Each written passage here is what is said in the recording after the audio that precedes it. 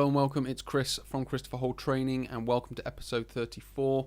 We're talking about high fibre foods and I'm going to be breaking this up into a few different parts. We're going to overview briefly what fibre is, talk about some benefits, how much we should be eating, and then we'll talk about 5 high fibre foods. Before we get into that, just want to quickly mention my websites, christopherhall.com and christopherhalltraining.com. Please do come along there, have a look around, read the blogs, get involved in some of the programs that are there. Alternatively, come to Facebook, which is Christopher Hall Training, or Twitter at Christopher Hall. Please do like and follow there. I'm always sharing information, videos, articles, blogs on health and fitness, exercise, diet, nutrition, habits, behaviors, whatever it might be under the health and fitness umbrella. I'm trying to share in order for you guys to try and improve your health and your fitness. So coming back to today's topic, which is high fibre foods. First of all, what is fibre? Well, it comes in certain foods we intake. Normally, high fibre foods are grain foods, beans, and those legume type foods. They remain relatively intact in the large intestines, which basically means they help with many different parts of our health, but they do bulk out and do help waste products pass through us that much more easily. So that would be sort of one of the benefits of fibre.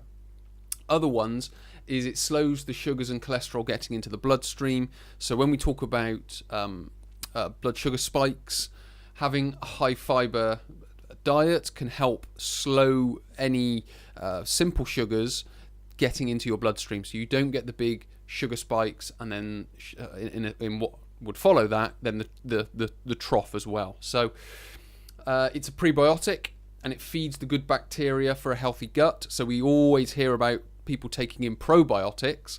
Well, we don't necessarily need probiotics if we're eating a high fibre diet, because the prebiotics held within the high fibrous foods will take care of the good bacteria in our gut to keep it healthy. It's linked with lowered risk of heart disease, diabetes, and colon cancer. So some of the most prominent diseases and conditions on the planet, having a high fibre diet can help manage that. We would then talk about obesity to come sort of alongside that, but then we obviously move into another realm and have to talk about other aspects of diet as well, not just fibre. It reduces hunger, which helps us eat less, so that adds into the obesity conversation, if you will. How much should we be eating? Well, first of all, we have to work out how many calories we intake. As a general rule, for females it's 2,000 and for males it's 2,500. So it's recommended it's 14 grams per 1,000 calories. So if it's a female, it's 28 grams of fibre. If it's a male, it would be 35 grams of fibre as a general rule. So with regards to that, it's just a case of looking at the foods and looking at the nutritional content of the foods, doing a little bit of mathematics, which may take a little bit of time just to work out how much fibre you're taking in. Now, as a general rule, aim for that, but as long as you're eating plenty of these 5 foods, you will probably get ample. So 5 high fibre foods. First of all, it's split peas. So you'll find that in Indian foods like dal and things like that. Now, per 100 grams, that add 8.3 grams of fibre. Then you've got lentils, which are a little bit more well known, which has 7.9 grams per 100 grams.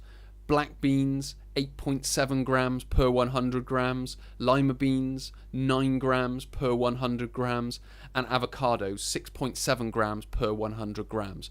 Now, there are more foods out there like that have fibre in them and that are high fibre as well, but those are 5 sort of easily accessible, simple ones that you can just go out and grab from your supermarket today, tomorrow, on your next food shop, and you can start including them in your diet. Yes, you may have to look at how you, what foods you might want to put them with, or what meals you might want to put them with, but essentially go out, buy those 5 different types of foods, and then start using them in your diet just to improve that fiber content. There are also many more vitamins, minerals, proteins, all those different types of good things that you need in your diet are in those foods.